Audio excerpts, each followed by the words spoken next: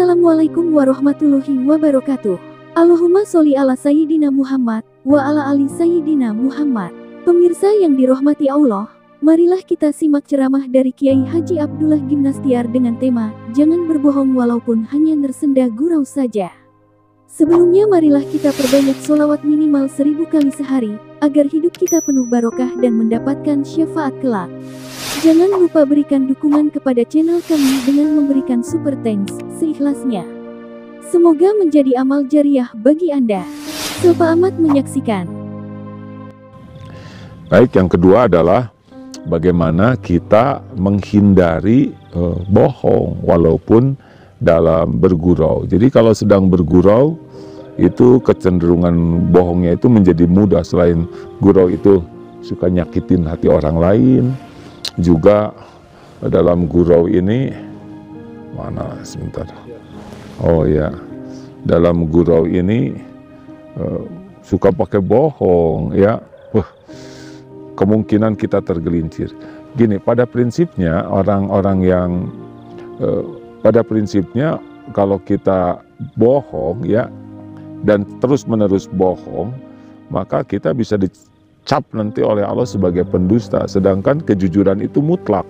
Dalam Islam itu kan keimanan dengan kejujuran itu nempel, makin kuat keyakinan makin jujur.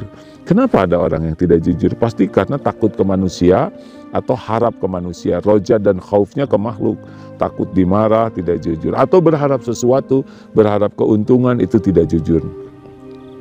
Tetapi kalau orang yang harap dan takutnya ke Allah, maka kejujuran itu menjadi bagian yang sangat dinikmati ya. Karena orang yang yakin ke Allah tahu Allah tidak bisa dibohongi. Allah tahu apapun yang terjadi dan Allah tidak bisa dibohongi dalam keadaan apapun, dimanapun, situasi apapun. Jadi kalau kita berbohong sebetulnya kita sedang ya mencelakakan diri sendiri. Orang lain bisa dibohongi bukan karena kita jago berbohong. Orang lain tidak tahu kebohongan kita karena Allah belum membukanya. Kalau Allah sudah membuka kebohongan kita, pasti terbuka. Tidak ada yang bisa mencegah, menutupi. Nah, kita jangan main-main kebohongan walaupun sedang bergurau.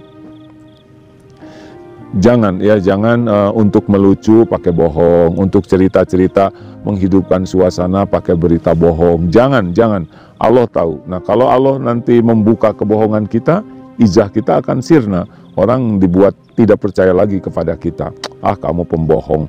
Kalau sudah bohong ini sudah sulit berbuat baik yang asli. Ya, kita bahas sedikit bahwa alaikum bisidqi, hendaklah kalian menjadi orang yang benar, orang yang tidak dusta, orang yang tidak bohong. Karena fa inna sidqa yahdi ilal birri, karena dari kejujuran mengantarkan kepada kebaikan-kebaikan, dan albirro yahdi ilal jannah, mengantarkan kepada surga. Jadi kalau orang yang sidik, yang ahli asli itu ya kan peringkatnya itu nabiyyin sidiqin suhada solihin. Nabi sudah tidak ada. Nah, ada derajat yang lebih tinggi daripada syuhada, yaitu sidiqin. Nabiyyin sidiqin suhada solihin. Nah, ini penting kita kejar posisi jadi orang yang benar ini dalam segala keadaan. Maka kita harus bertekad kuat, jangan jadi bohong. Ada kalanya dengan bohong kita beresiko dimarah, kita beresiko kena sanksi. Dengan jujur gitu ya, ya nggak apa-apa, nanti Allah akan menolong kita. Daripada kita bohong, Allah tidak suka, ya tidak apa-apa, kita dimarahin orang, dicaci, tapi Allah suka karena kita jujur. Kalau kita jujur, insya Allah walaupun kita dihina, kita tidak akan menjadi terhina di sisi Allah. Dan kalaupun pada waktunya kita akan diangkat derajatnya lagi oleh Allah, pasti terangkat. Tidak ada bahayanya dihina orang. Yang bahaya itu dihinakan Allah Subhanahu wa Ta'ala. Dan yang ketiga, ternyata puncaknya kedudukan di surga itu diberikan kepada yang berakhlakul karimah. Jadi kalau kita ingin timbangan terberat adalah timbangan akhlak, gimana caranya sekarang? Ya, sederhananya adalah kita harus terlatih merespon spontan kita dengan respon yang disukai Allah. Intinya kan akhlak itu adalah respon spontan ya. Kalau sedang, misalkan ada yang minta-minta, tuh kasih jangan nih, kasih jangan. Kalau nggak dikasih nanti saya dibilang pelit. Kalau saya, ya kalau saya kasih aja lah supaya dia jadi tidak gangguin saya. Memang mikir. Dan sambil ngasih itu sambil nggak jadi posting. Nah, ini kebaikan yang banyak dipikir. Harusnya kalau ada orang yang sangat perlu, reaksi spontan kita tuh sudah sangat ingin aja. Dulu Bu, anaknya itu alhamdulillah anak Ibu pinter ya, hafal Quran ya, memang kami sekeluarga hafal Quran ya, dan sudah mendarah daging sih kecerdasan itu pada diri kami. Nah itu ujian pujian disikapi dengan ujub. Berarti ya, walaupun ceritanya tentang Al-Quran, tetapi kalau tidak terlatih diuji pujian itu, jadi respon spontannya adalah ujub. Ya nggak seperti tetangga-tetangga kami, memang mereka itu agak gimana gitu ya, sombong.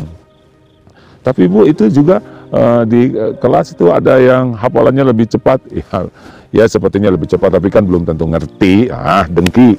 Jadi tidak jarang pujian itu membuat kesana sini, ada ujubnya, ujub itu jadi bangga dirinya, ada sombongnya yaitu meremehkan orang lain, ada dengkinya, tidak suka. Nah ini diuji, nah ini ujian pujian juga bisa menunjukkan akhlak. Begitulah, jadi setiap saat kita dalam ujian dan respon spontan kita harus kita latih. Dalam senang, dalam susah, dipuji, dicaci, gembira, sedih, ada, tiada, diangkat, diturunkan. Kita harus ingat respon spontan kita itu sebetulnya lebih dekat kepada akhlak kita yang sesungguhnya. Ya memang tidak sekaligus langsung jadi baik dengan sekalinya mendengar ceramah, tetapi penting bagi kita untuk terus mengevaluasi seperti apa sih respon spontan saya.